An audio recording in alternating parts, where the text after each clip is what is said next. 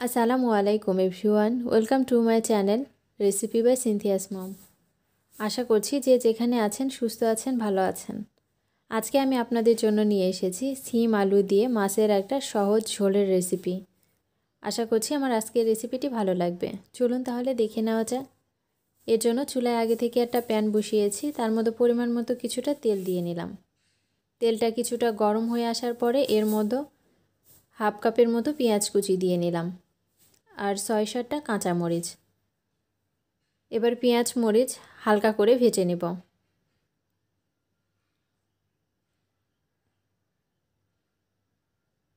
হালকা বাদামি করে ভেজে নিয়েছি।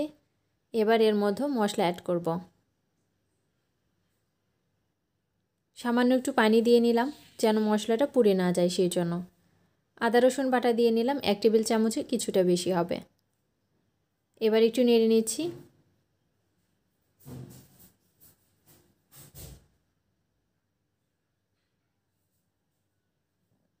স্বাদ মতো কিছুটা লবণ দিয়ে নিলাম। জিরার গুঁড়ো দিয়ে নিলাম 1 চা চামচে কিছুটা বেশি হবে। হলুদের গুঁড়ো দিয়ে নিলাম 1 চা চামচ। লাল মরিচের গুঁড়ো দিয়ে নিলাম হাফ চা চামচ। এবার মশলাগুলো একটু নেড়ে নিচ্ছি।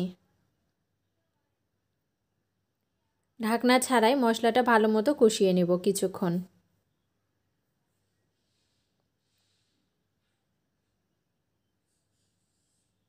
কিছুক্ষণ রান্না করার পরে মশলাটা যখন কষানো হয়ে গেছে সেই পর্যায়ের মধ্যে আমি মাছ দিয়ে নিলাম।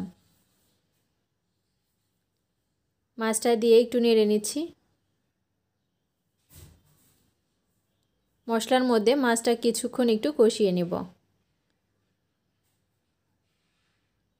আপনারা চাইলে মাছ ভেজেও নিতে পারেন আলাদা করে।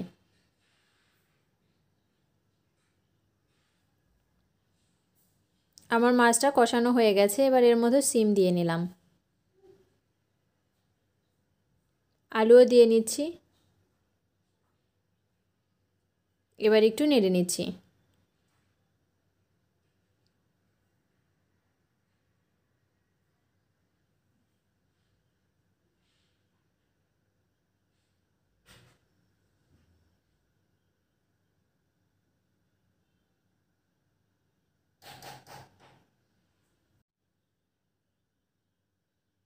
এবার ঢাকনা দিয়ে তরকারিগুলো কষিয়ে নেব কিছুক্ষণ।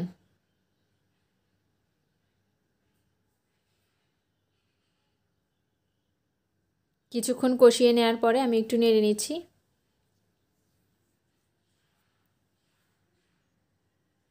আমার কষানো হয়ে গেছে। এবার এর মধ্যে ঝোলের জন্য পানি দিয়ে নিলাম।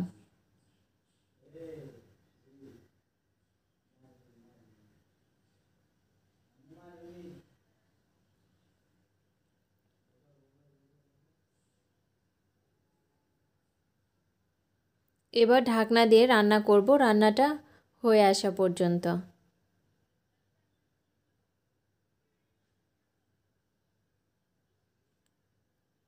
আমার রান্নাটা প্রায় হয়ে গেছে। এর মাঝে আমি 2বার নেড়ে দিয়েছিলাম। এবার এর মধ্যে 1 চা চামচের মতো ভাজা জিরে গুঁড়ো দিয়ে নিলাম। এবার একটু নেড়ে নিচ্ছি। নেড়ে নিয়ে 1 মিনিটের মতো রান্না করে চুলাটা আমি অফ করে দিয়েছি। আর আমার রান্নাটাও হয়ে গেছে। এবার আমি এটা একটা বাটিতে উঠিয়ে নিব। দেখতে পাচ্ছেন এখানে একটা বাটি নিয়েছি, বাটিতে ঢেলে নিচ্ছি। দেখলেন তো কত সহজে তৈরি হয়ে গেল সিম আলু দিয়ে মাছের ঝোলের রেসিপি। এভাবে একবার ঝোল করে খেয়ে দেখবেন, খুব ভালো লাগবে।